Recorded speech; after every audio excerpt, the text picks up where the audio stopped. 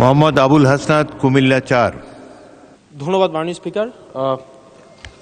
মাননীয় প্রধানমন্ত্রীকে ধন্যবাদ জানাচ্ছি। সেকেন্ডারি এডুকেশন ডেভেলপমেন্ট প্রোগ্রাম হাতে নেওয়ার জন্য, একই সাথে সাথে learning acceleration program in secondary education হাতে নেওয়ার জন্য। মাননীয় স্পিকার, আপনার মাধ্যমে আমার প্রশ্নটি হচ্ছে, একটা বিশ্ববিদ্যালয়ের শিক্ষার্থী অথবা যারা চাকরি প্রার্থীরা যখন প্রাথমিক বিদ্যালয়ে শিক্ষক হিসাবে চাকরি করতে যান, তখন সেখানে 11,000 টাকা বেসিক দিয়ে শুরু করেন বর্তমান প্রেক্ষাপটে। অর্থাৎ এই চাকরিটা হচ্ছে 13 গ্রেডের চাকরি এবং 3য় শ্রেণীর। একজন যখন সেকেন্ডারি এডুকেশনে চাকরি করতে যান, তখন বেসিক বেতন পান 16,000 টাকা। এটা 10ম গ্রেডের এবং 2য় শ্রেণীর চাকরি।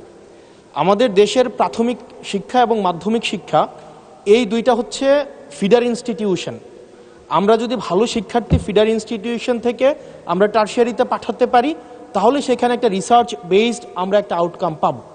মাননীয় প্রধানমন্ত্রীর কাছে আমার প্রশ্ন, বর্তমান বাস্তবতায় 11,000 টাকা বেসিক এবং 16,000 টাকা বেসিক দিয়ে এই আসলে শিক্ষক হতে আগ্রহ নিয়ে এসে এখানে আসলে দিন শেষে সার্ভাইভ করা খুব কঠিন হয়ে যায়।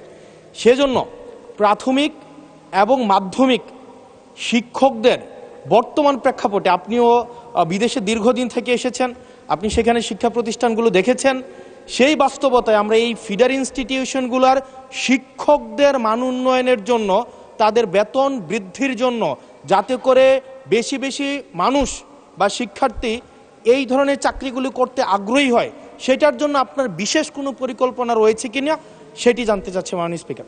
মাননীয় প্রধানমন্ত্রী।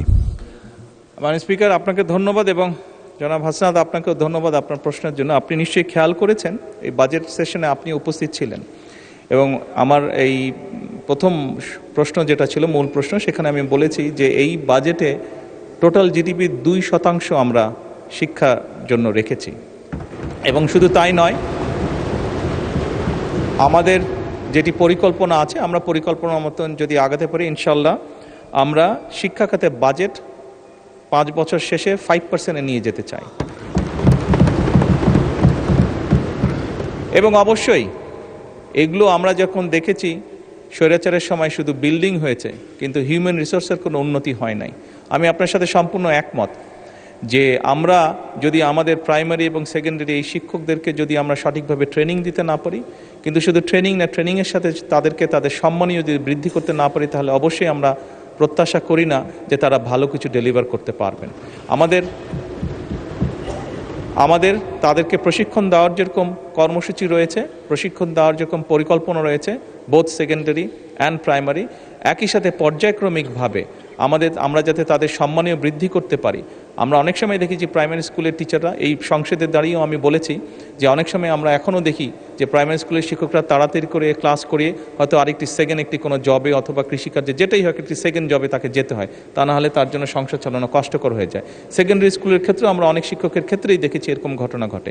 এই কাজটি যাতে তাদের না করতে হয় এবং তারা যাতে সঠিকভাবে তাদের সময় এবং তাদের মেধা শিক্ষার্থীদের পেছনে ব্যয় করতে পারেন, সেই জন্য তাদের সম্মানই বাড়ানো প্রয়োজন বলে আমরাও মনে করি। এবং পর্যায়ক্রমিকভাবে